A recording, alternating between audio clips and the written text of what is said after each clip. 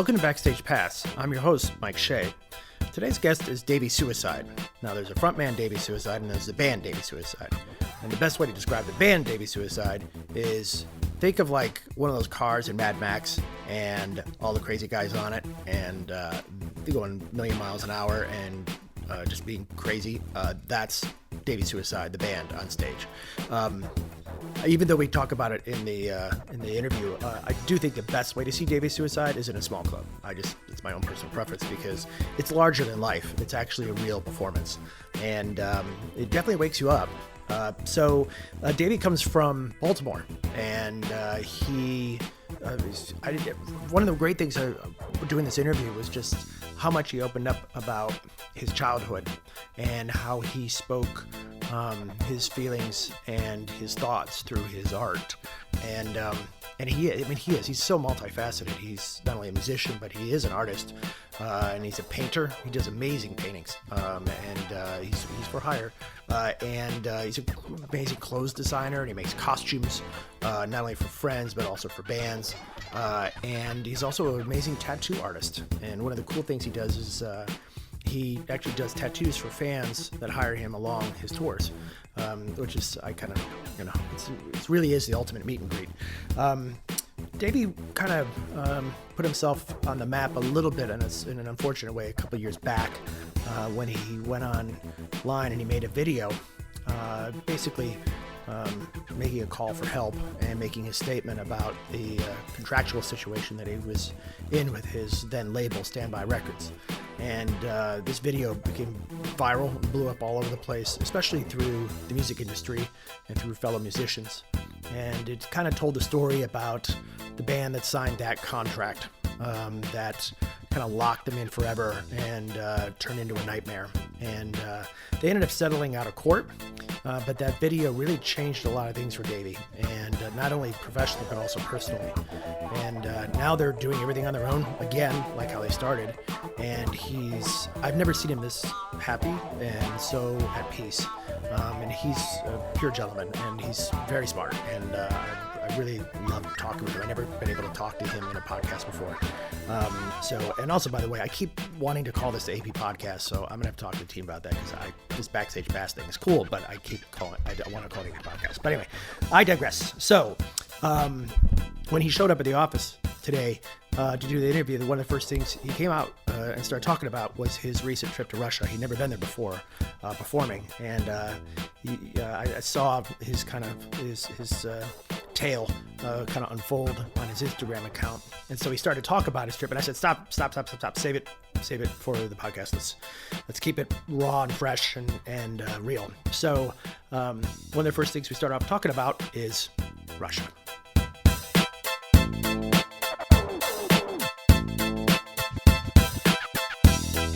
Thank you for coming out today. I'm just going to skip right to it. How was Russia? Well, it was cold. Well, okay. We knew going in it was going to be cold. And have you been there before? This is our first time. Really? Our guitar player was from Moscow originally. Oh, that's right. So this was his first chance to come home. I remember you tweeting about that, or Instagram. You said he was really happy to be home. It's the first time he had been back since he moved here and got married, and he's been here for 7 years. So that was the first time he'd seen his parents or anything. Wow. So there was like a moment on stage where I got really choked up for him because we do a thing in Too Many Freaks where I introduced the band and stuff, and then just introducing him in front of his crowd and home crowd and his friends that he went through in high school and stuff. It was a moment, I felt it, like this rush went through me, and I was just really proud just because the way the lifestyle is there for people to actually come and move away and then move here and then to become in something stable and start to make it. It's inspiring for those kids who never get to leave. And for him, I was just really overjoyed that he got a chance to kind of go back and see and play from his dad. And the crowd was going crazy, and to see his dad react to seeing that, he must have been so proud of his kid. So it was fantastic. And the Moscow crowds, wow. Really? Yes. I was going to ask you, how are they different or similar to Western? How old school is that? Western kids, right? I just feel like, and maybe it's because the commodity of us, they don't see us a lot or multiple times a year, but it was a big deal to them. and they sang all the songs. That we were off stage for 10 minutes, and they demanded an encore. And we had to like literally go through our catalog. What can we even go out and play these guys, you know? But they were just screaming and they weren't leaving. And I was sick, so I'm like, dude, I'm done. Like my throat is done. I'm not singing anymore. And it got to the point where like we have to go out. So finally we walked out and we're like, all right, if we're gonna play another song, I need to see this whole room going up and down. And then they went crazy. And so it was rewarding because the actual task of going overseas, doing the long flights, and then just being taxied around and it's just exhausting.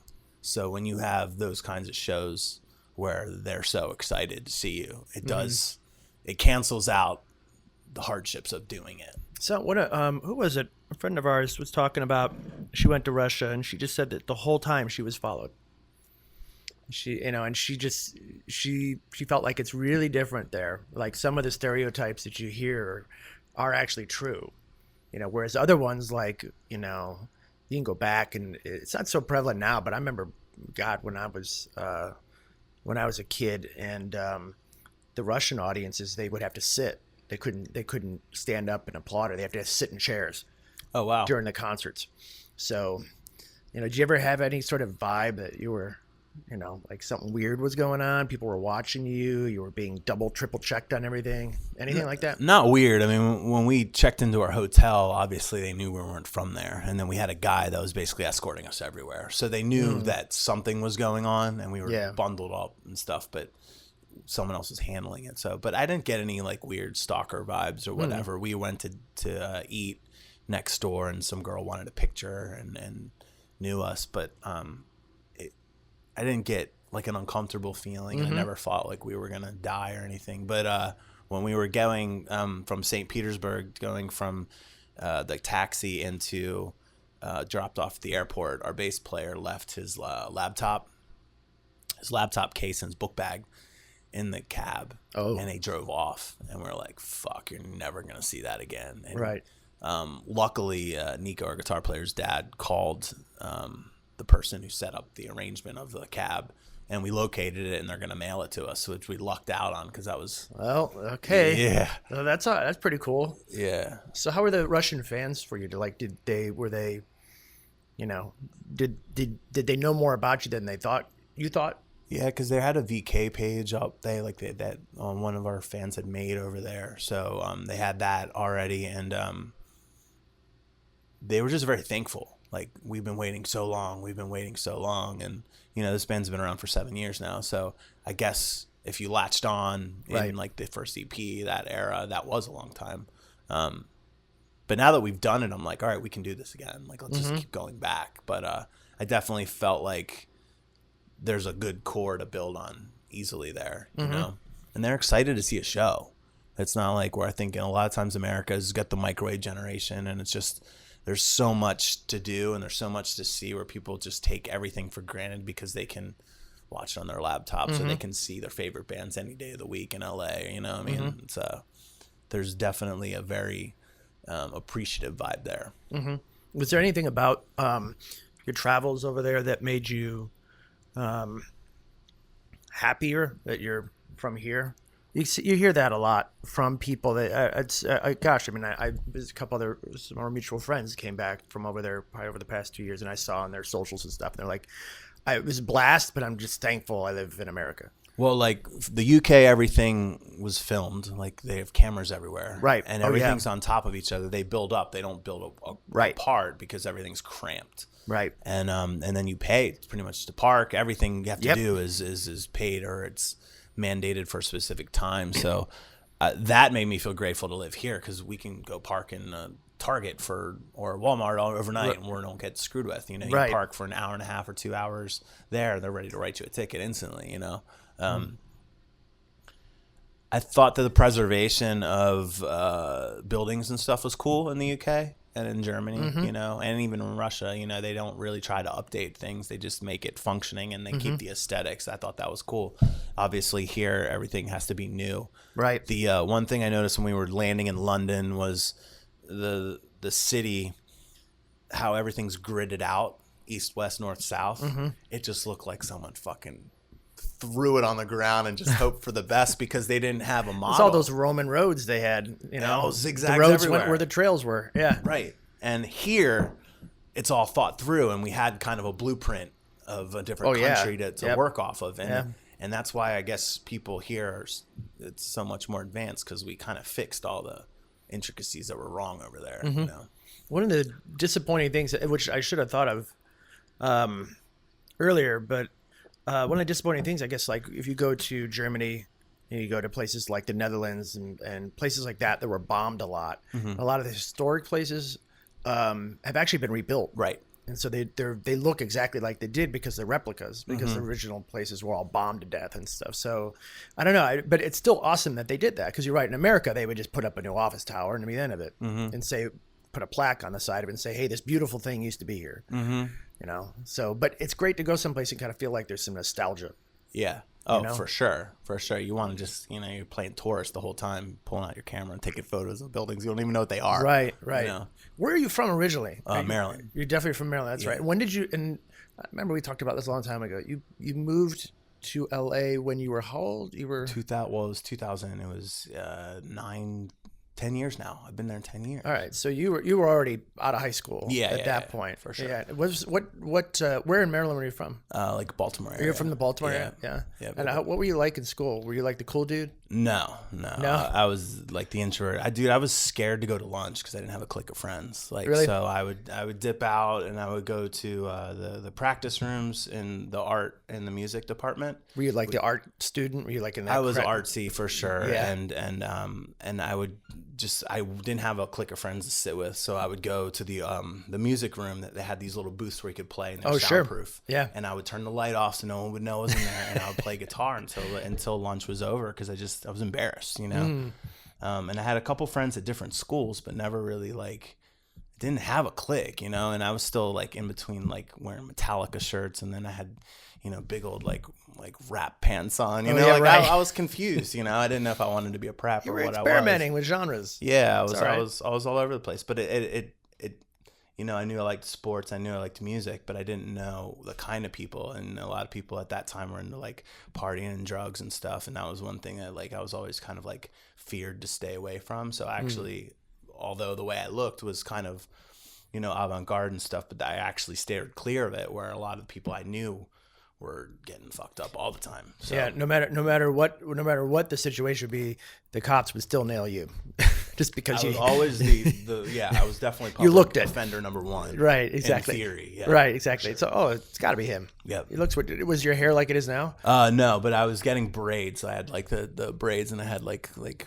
fluorescent rubber bands on the end. So I started, right. And then right afterwards, the dreads happened. Well, and you know, you do. I want to talk about this too, because one of the things I admire about you so much is that you make clothing. You make your own outfits, and for other people too. So were you already kind of doing that back then? Well, I always wanted. Where did you learn that skill? That was just me Frankensteining things together, because I never really felt like I found stuff like in Hot Topic or stuff that I liked. Okay. And so I would just mod stuff out, and I taught myself how to sew. I would, you know, and it was all just, it wasn't because I wanted to learn how to do it. It was because I wanted something cool for myself. And then so I made something that was affordable. Right. Probably. Well, yeah, it wasn't even about the money. It was just that the look wasn't what I desired, you know? And then when I started making stuff for myself was when other people were like, hey, would you make me something like this? And then my mentality was like, well, I don't want to make the exact same thing, because then we're copying or the same. So I would change it and alter it to them. And, you know, sewing, it was just a lot of people in downtown LA know how to sew. So right. I had a friend named Jessica Louise who has a clothing line and stuff. And she let me go. And my other friend, Michelle Starr, like knew her. And I got to go there, and she taught me how to use a serge machine, taught me how to use, you know, an industrial machine. And then I would always film it on my phone so that I knew when I broke the thread how to redo it, and I'd save these videos so that whenever it happened to me and I got my own, then I knew how to fix it. Smart. Yeah. Very smart. Yeah, you didn't have to refer to YouTube videos. You had your own. Right. You know? Right. Who were you like, you know, there's like I've had friends that get into horror makeup stuff, and they're like, "Oh, I was influenced by Texas Chainsaw Massacre, and and all that, Dick Miller and all that." Like, who is with your clothing and how you make your outfits? Who inspired you? Like, what kind of, was there a certain look or a movie maybe? I mean, I always loved like the Rob Zombie, like Devil's Rejects and Sure. House of a Thousand Corpses and stuff like that. I love the characters on that. But like look wise, I always thought Guns N' Roses looked really cool, and then I thought like the Manson had eras where he was just really over the top and cool, and even like the early orgy photos, sure. like, they were cool looking too. Kill Hannah looked cool back in the day, and so it wasn't like one particular artist. It was just I knew there was a certain aesthetic that I liked, and then I think that's why we came in an amalgamation of all of them. But the one band that I always really admired was Guns N' Roses, and I just thought that they had 5 dudes that were stars, and they all had different style to them, but they all fit together. And I was just like, well, I want to have a band that had the guitar player that every guy that wants to learn guitar looks up to, and a drummer that was over the top and real showboaty, and that was kind of like the goal with Davey Suicide. And I didn't want it to just be about me. I wanted it to be about everybody. And I think that's one thing that's, everyone's a really strong personality in the band. That's one thing I love about us.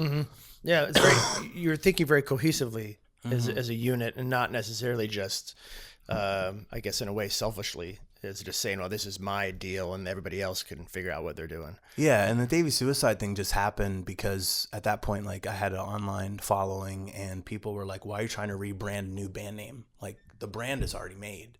Just get people to marry into what you love, and build off of that, And it took me a while to realize it, and then finally it was just like, yeah, you know what? These people are right. Like, why am I trying to reestablish a new name? And Did you ever feel though like did you ever feel like a pull between the band's name but also do you have like overcompensate for the other guys in the band sometimes because it is named after you? I always feel like I have to kind of get everyone's approval and So democratic. I want to make everyone feel as much of a part of it as possible. Sure. And I know that's tough for some people.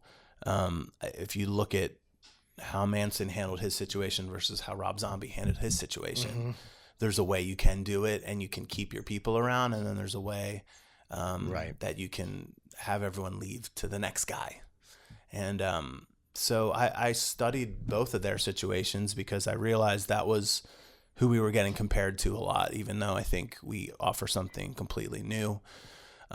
But I realized that was the path that we were headed. So, and I feel like Rob is doing it correct. And, but yeah, I mean, I think you always, I don't ever like pull it's my band card. Like I don't need to do that. Like, I think that when you're on and you're pulling in the same direction with people, the struggle is minimal. When you have people that clash, eventually you're going to splinter. It's going to dissolve with them. Yep. And we've had a couple people come and go that just weren't going to work out. So, well, and that's normal. That happens all the time. Yeah. And I think the biggest thing too, since we've had some people change, is like, I always try to brand the band as a unit. And if someone's missing in the picture, sometimes people are bummed out if they don't see them on tour and stuff. But again, that happens. The thing I've always enjoyed about you is the fact that your shows are actual shows. Like these, you don't mess around. I've seen you open up. I've seen you headline. I've seen you open up, and you still bring it. And then a lot of times, and I'm not just saying this because you're in front of me, but a lot of times you blow away whoever comes on after you if you're in that kind of a position on the bill. And it's because you actually perform. Like you bring a whole show. And I've always kind of felt like your shows are most impactful in the smaller venues. Because you're larger than life, and the band is larger than life. And do you kind of feel like do you kind of feel that too? Do you kind of feel like you're, is it more of are you better in a more compact situation, you feel? I think we can operate in whatever environment we're put in. Sure. Yeah. I think we have always wanted to be the most memorable thing that steps on the stage every night, whether we're playing with friends or whoever. And I think that we operate at a high level and we expect to be at a high level. And we haven't had the fortunate circumstances of being on maybe the right tours stylistically yet. Really? You think? Not yet. Well, I think we're still waiting for that breakthrough tour. Well, and I didn't mean to say that you couldn't handle a big stage at all. Oh, I mean, yeah, no, I didn't take it that way. But there's just something that's just very powerful about your set when it's in a small environment. I found it just like it's a punch in the face. Yeah. You know, and maybe it's just because your hair flies everywhere. Yeah, I mean, I think, you know, we've always just set out to have a show that was, it kind of took you on a story visually and musically, you know. I mean, you can get up and play your songs, but, you know, now I'm doing like costume changes and stuff. Oh, really? Yeah, it's gotten to that point. Okay, Elton. Exactly. But, I mean, that was just, I don't know. It's just, I want, you know, certain songs depict a certain vibe and a certain mood, and it calls for something that looks a little bit visually different. And so we're working with the time constraints and the stages we're given, but now we're definitely, it's changing a vibe now. It's just cool. But I just want it to be fun. I want it to be a release for people, and everyone has so much going on in their life that they need something to escape. Sure. So hopefully we're that. Well, and you have been touring. How many years have you been on the road? This is our 7th year now. 7th full year. Yeah. So how do you think you've changed as a performer from when you first started out to now? Like, what areas did you grow, or did you adapt? I just feel a lot more comfortable. Yeah. And I can take an environment of the show is shitty with a low turnout versus big, and I can kind of turn the ship around if it seems like it's going to be like a dud of a show. I've learned what to say, what things work, and I mean, I guess you adapt more moves and stuff, but what I really like is the chemistry between the band and how we've grown as I mean, it's we know where each other is going to go now, and it's just we're just performing. It's not even, it's so second nature because we play hundreds of shows every year. But I'm excited, and I'm not surprised. I think you repeat anything that much, you're gonna improve as long as you're. What's been the most number of shows you did in a year? A few hundred. I don't know if we've gotten to 300, but I think we've done close to two something. And how do you not burn out after that? What's your recharge method that you do while you're on the road? That's a good question.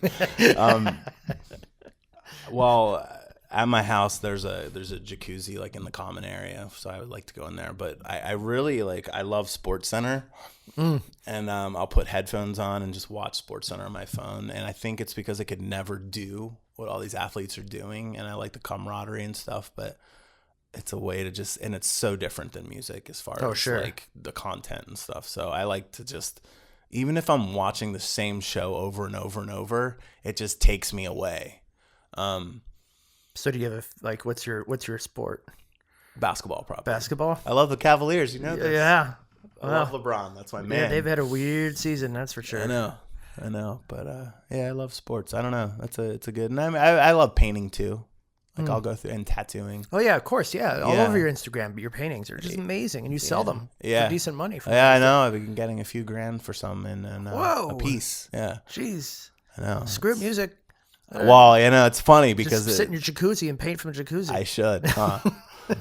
That's when you know you love something, when you're willing to sacrifice that much money to be on the road. But you know, the release that you get from it is something that you can't monetize with the money. You know. What's your school of paint, of your style of painting?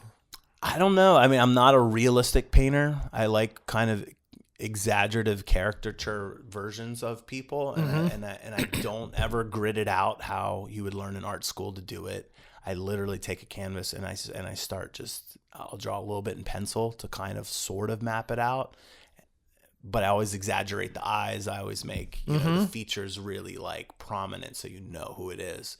But I just go, and I feel like I know when it's done. Sometimes it comes together in a couple hours. Sometimes it takes a few days. But I've just been born. I was born with it, and my parents threw me in when I was 6, and my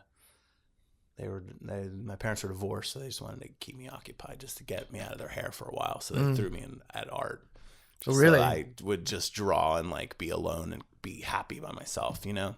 But I think that's why it just comes so naturally. And then like most of my tattooing was self-taught. I mean, I learned under somebody, but I did a lot of tattooing on the side to kind of speed up the process. You're supposed to take a certain amount of time to apprentice, and I expedited that because I just don't like to waste time. So, softball question: what's the biggest mistake people make when they're getting their first tattoo?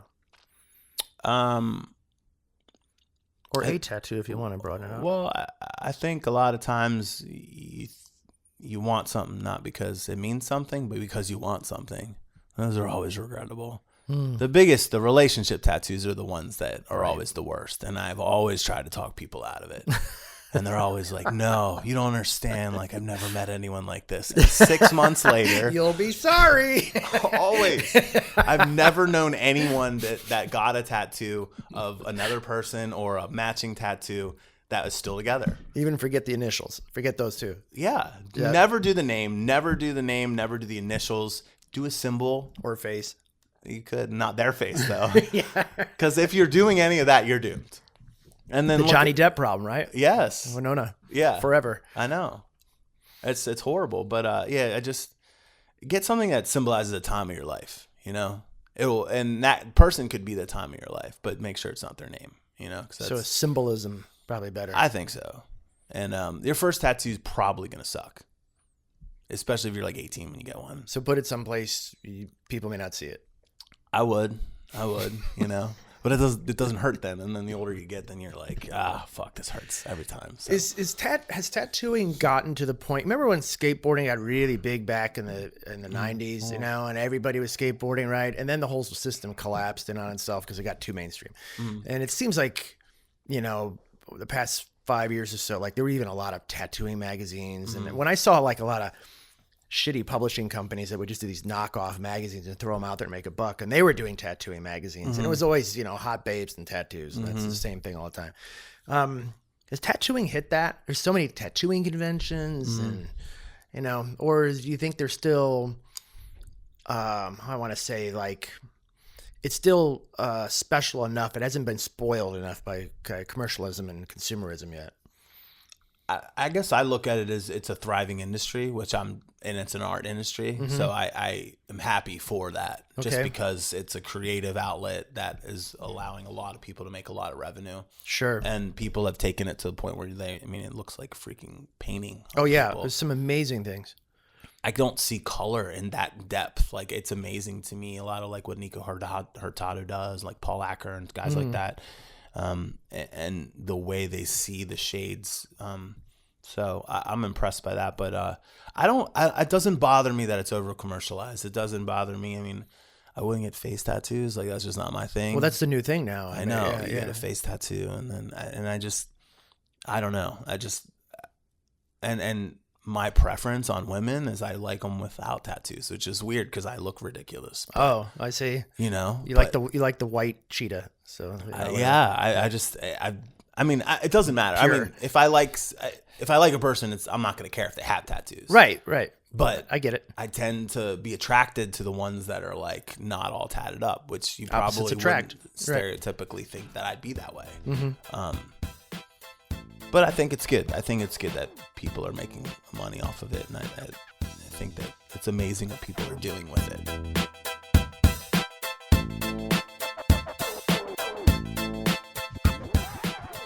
You freelance, right? You don't have a shop. Yeah, I have a studio in my place. Oh, that's right. But I don't work in a shop anymore. And your appointment only, though, right? I just do friends of friends. That's what I'm thinking of. When I'm on tour, I do I have a tattoo package I do on tour, and it sells out every time. It's sold out this time. It sold out last time, and it's just. You know, we'll it's $500 and you get whatever piece we can get done in 4 hours, whatever. Wow, now that's a meet and greet. Yeah. I mean, that's the best thing, right? I mean, it's like you get to spend time with like one of your favorite bands and get a piece by them. But I've met some great people doing it, and it also helps fund everything that we're doing. And it's a nice break when you're touring and you can tattoo for a while and you're out of that like get in the place, drive somewhere, sound check, like you go to a different place. And for me, it's a kind of a therapeutic thing. I love it. How do you not It's kind of like it's like the thing where somebody who's angry and they write really hard and heavy on the letter or whatever they're doing. Like, how do you not, when you're having a really shitty day but you're tattooing somebody, not have that energy coming through that needle? I think you're more concentrating on making the lines good. Mm-hmm. And also when you're learning, a lot of times you practice on your leg or something, so you learn needle depth that way, and you don't want to hurt them. The more they hurt, the harder your job becomes. You know what I mean? True. So you just got to get outside it. I mean, a lot of times I'll put my phone on silent because I don't need to hear it going off every 5 minutes, and you just kind of give them your undivided attention. I found though, like when people are really chatty with me tattooing, I get aggravated sometimes because I'm concentrating. Like I'm literally just thinking about what I'm doing next. And I never thought about that. I always kind of wondered. Everyone wants to talk, of course. And a lot of times, like I'll like to put headphones on, or I'll put a movie on at my house, and they can watch the movie, and then we won't talk for a couple hours. And like maybe people think that's weird, but I prefer it that way. Like it gets me in that zone. Because I guess getting a tattoo is kind of like going to the dentist, but also going to the hair salon at the same time, right? You want to talk, but you're also dealing with a lot of pain, and you want the person to be focusing. Right. More, I'd say hair salon. Really? Well, dentist, I guess, but I don't think. Do you ever really like when they ask you questions and your mouth is? Oh yeah, wide they do that open, all the time. Yeah, exactly. So yeah. Mm-hmm. But yeah, probably more like a hair salon. Yeah, I guess. Yeah, maybe. Well, the pain part for sure. Yeah. I always wondered why some of the tattoo artists just didn't say much. I always thought they were mad at me. Mm-mm. Oh, so it's... I mean, a lot of them have shitty attitudes, truth be told. So they were mad at me. They're just, or they're probably mad at other artists that are better because they're all very competitive. Mm-hmm. And I think because it was never my number one thing, I've always just, if someone's better, props to you. I've never had the desire to be like the best artist in the world when I was tattooing, But I think for these guys that is their bread and butter, and that's that is their number one. So I think that's why they get shitty. Mm. But I've known a lot of artists that are just got bad attitudes. And you feel it when you walk into a shop. Oh, sure. It makes you uncomfortable. And you're like, why do I want to get this guy to tattoo on something on me forever when I can't even be warm and welcoming, I always kind of felt like it. I think one time I was trying to fix a tattoo on me, and the guy was so dismayed with the tattoo I originally had that he just had a hard time getting over that. And he just kept making faces, and he was pointing it out to the other guys in the shop, like, look at what this was. Yeah. Just like, okay, we already got past that point. Can we just fix it? Right. You don't have to, I don't have to be kind of like the animal on display and you go, hey, Larry, come over, take a look at this weird thing. Right. Right. What's going on on the music side now? You've put out what, like four records? Was it 5? It's 3 albums and an EP. Yeah. 3 albums and an EP, right? Mm-hmm. And so, and now you're doing this. You're that whole standby thing's done. Yep. Done. So, what's been the difference? I guess for you and the band psychologically since that's all over. Like, how are you guys different now? I mean, I never think about it. Ever anymore. It just doesn't even pop up unless it's another band hitting me up being like, I'm fucked. How do I get out of this? Oh, okay. I never think about that guy anymore. It's great because we can set the price for everything at whatever we want.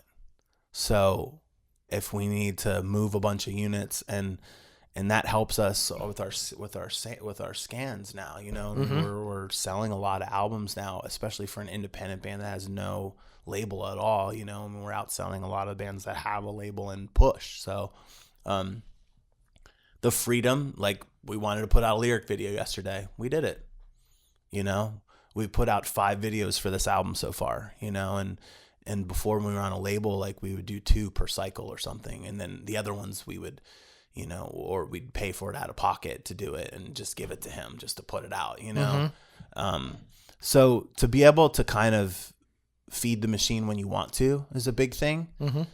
Creatively, we were never pushed in any direction visually or song wise. So that hasn't changed. But the fact that we're making money off of the sales, every month and stuff. And if we want to go record a song and we can just do it. If we want to get a new trailer, we can just buy it. Like we don't have to ask permission and then take out a loan from the label, and we've just grown, and everyone's making a lot more money now. And we're touring more than we have when we were on a label. And it's, you know, it's pretty remarkable. I mean, we just went to the UK, did a tour there. We just toured Germany. We just toured Russia. We just confirmed an Australia thing for April. Oh, that's awesome. Which hasn't been announced yet. And, I mean, have you been there before? No, I heard it's great. Oh, that's great. I heard it was great. So we're doing, but none of this happened while we were on a label. And I think it's because, well, it could be multiple things, but no one wanted to see that guy win. You know, no one wanted to put money into his pocket because they knew the money wasn't going to the artists. Right. And, I get it. But I'm really proud that my guys stuck by me through the whole thing in hindsight. And it was really, really tested my character. There was really times where I felt like I didn't know what I had left in the tank to fight for this, you know? And when you take something that you love so much and it's tarnished so much because of someone else, it's very it was sad, you know. Mm-hmm. And that song "End of the War" that's on "Made from Fire," it's the last song. That was like me, like really being on the verge of just walking away and being like, "Fuck this," you know. And then I was just like, I can't, you know. It was like I was walking away and I turned around again, like walked back in. I'm like, no. Was there one thing that happened that caused you to turn around? Or was it a series of things that kind of, you know, when you get to that precipice and you're just like, you know what, I can't walk away from this. What the hell am I doing?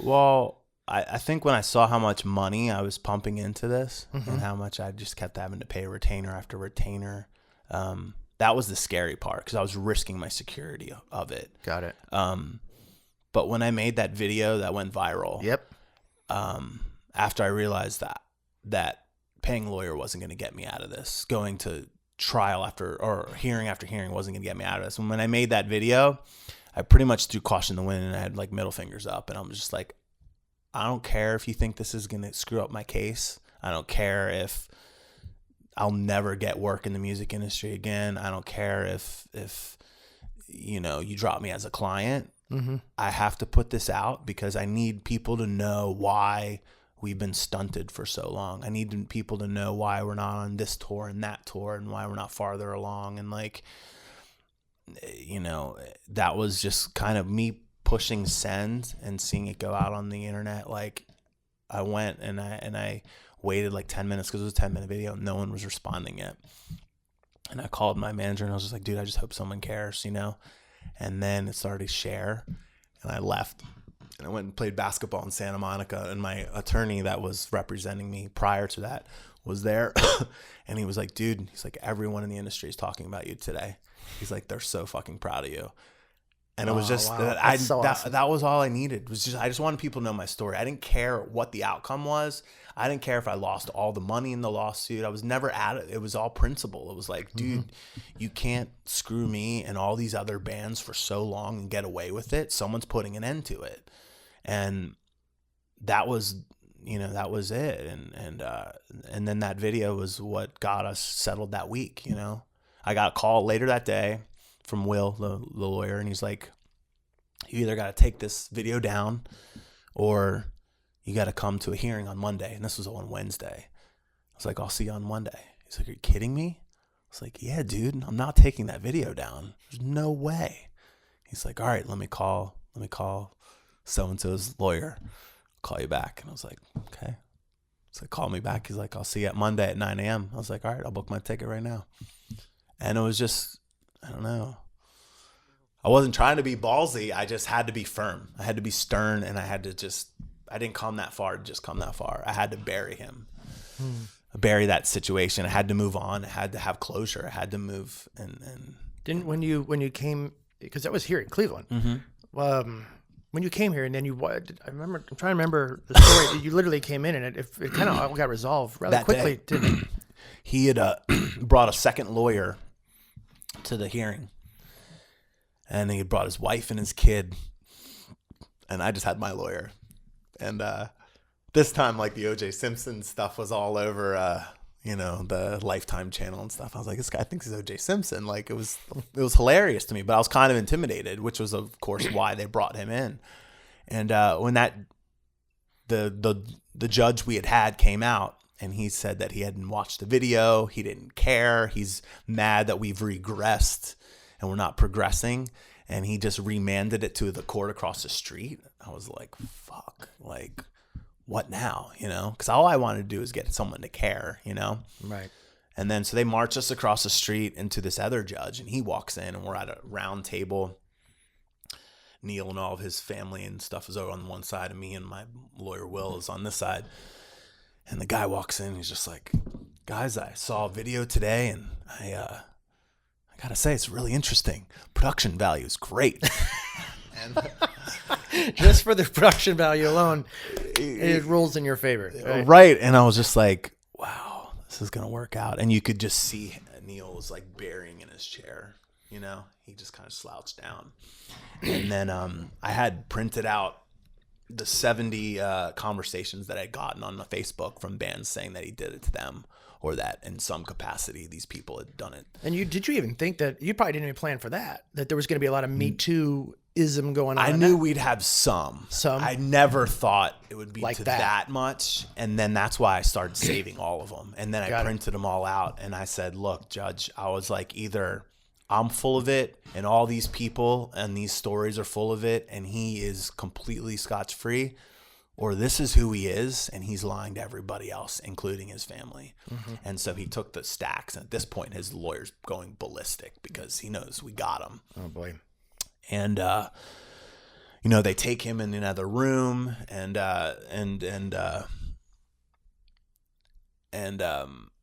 you know, he's reading this stuff, you know, and like Neil's got something to say about everything.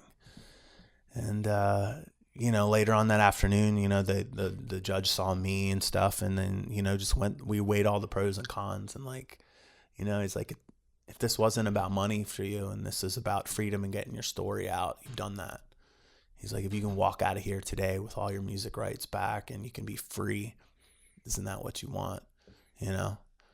And, you know, I called my dad because I'd been talking to him about everything. You know, he's like my best friend. And we just, you know, we had lunch and just thought about it like long and hard. And, you know, Will, my attorney's like, dude, he's like, if you walk away from this today, in a week, you're going to be happier, dude.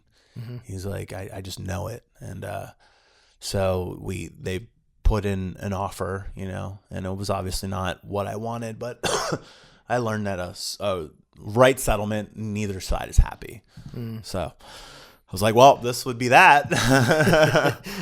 So yeah, they came out, and he called them. They had gone to lunch too, and called him and asked him if this was a fair offer, and we upped it a little higher, and they took it, and they came in, and we went on like court recorder and said how it was going to go.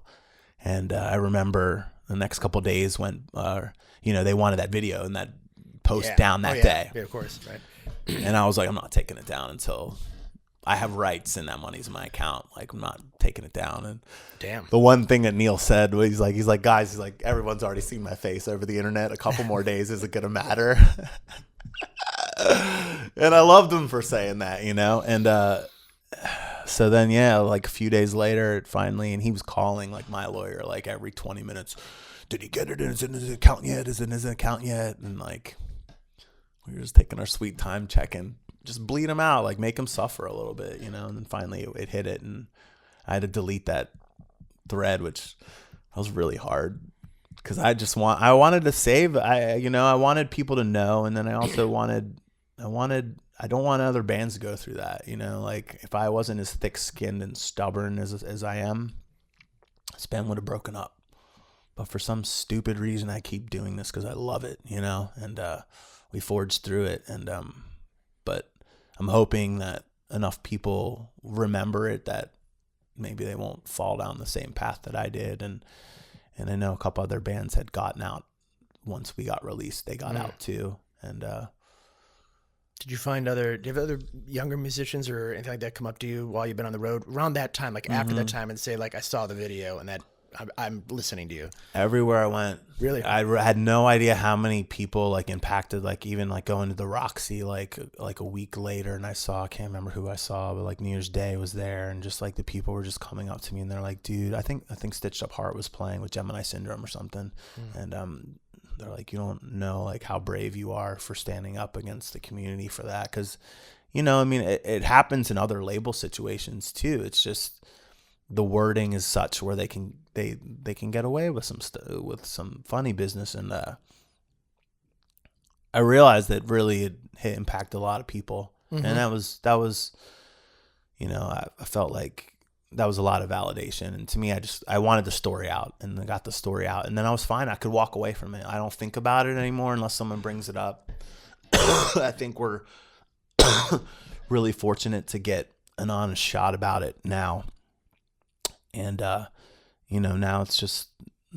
let's get everything we've ever wanted out of this. Let's get to the level we feel we deserve to be at. And let's get on tour with all the bands that we look up to and love. And let's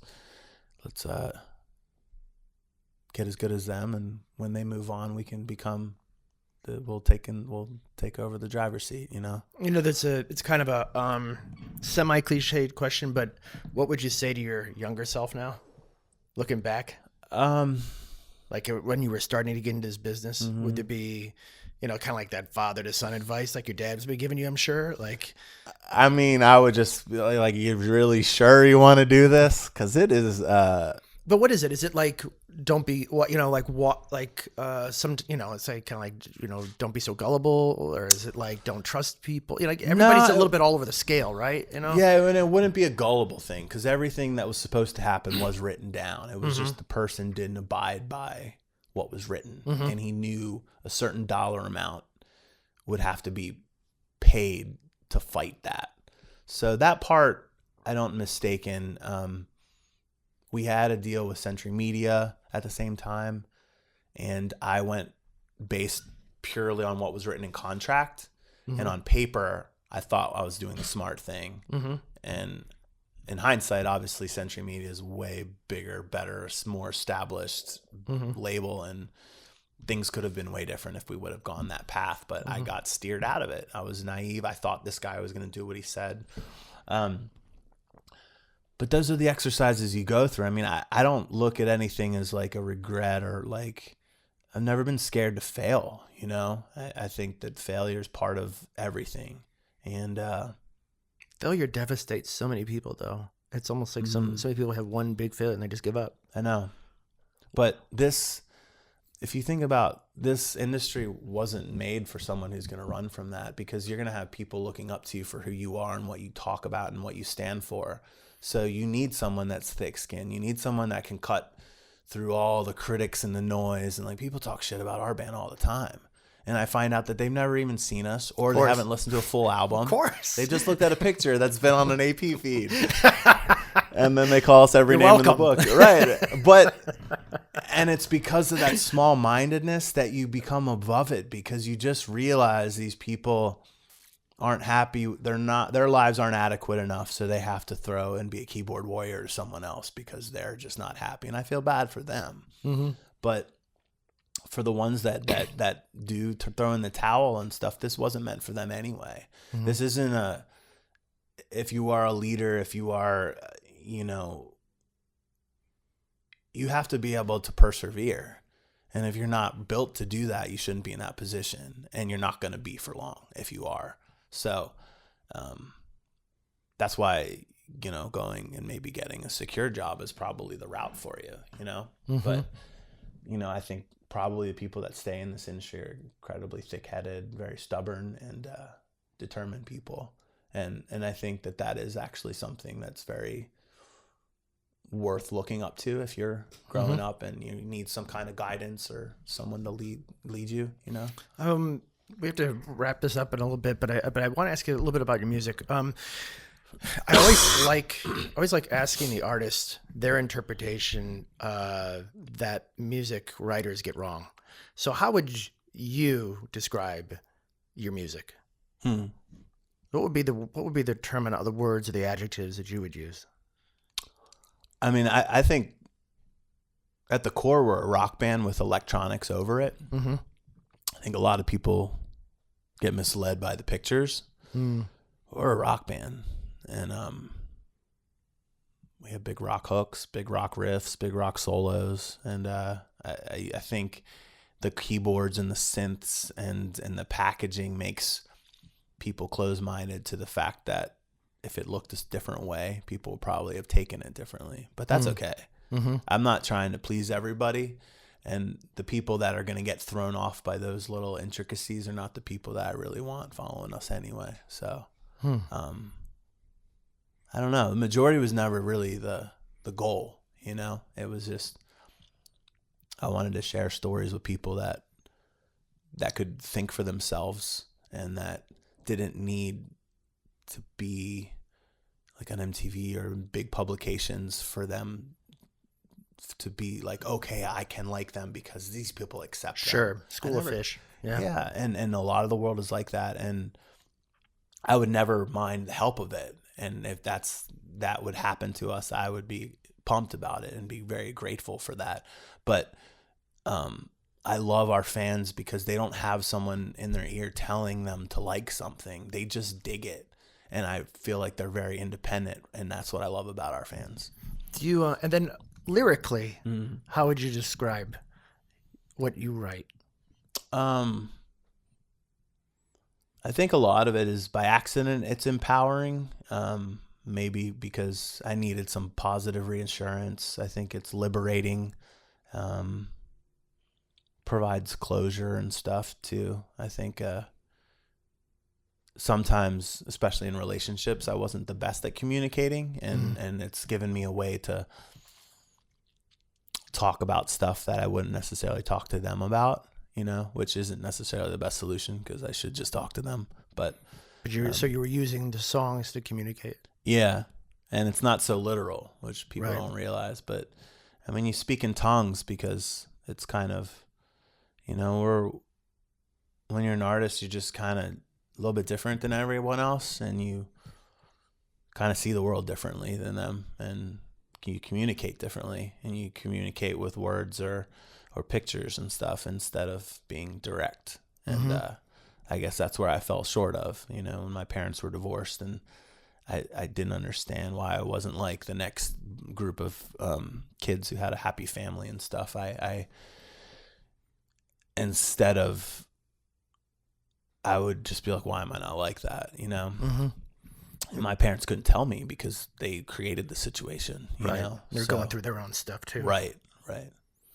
So, I've always kind of felt, first of all, thank you so much for doing this, but I've always felt that your band is like those guys in Road Warrior, Mad Max movies. And it's like, you guys just need the car to go with it. And you're just crazy. And you're just going to 100 miles a minute on stage, and it's just nuts. And it's all over the place. And it's awesome. Thank you. And I just I've got so much respect for you because you've been through the ringer. Definitely. You've definitely have some music industry stories to tell, but it just made you stronger. And I've never seen you happier and more at peace now since all that stuff went down. So you control your own destiny. Well, I appreciate you guys. I mean, we're not like this stereotypical AP style, and you've always latched on to us. And I think you've just seen, you know, the hardcore work ethic and appreciated what we did. And I think that's awesome. It's all about the little class of misfits. We're all in it. Yep. You know, and everybody's a little different. And so, and you need to have the wild ones. So you guys are kind of the wild ones. So we're here. Thanks. Thank you so much. Yeah. Thank you, man.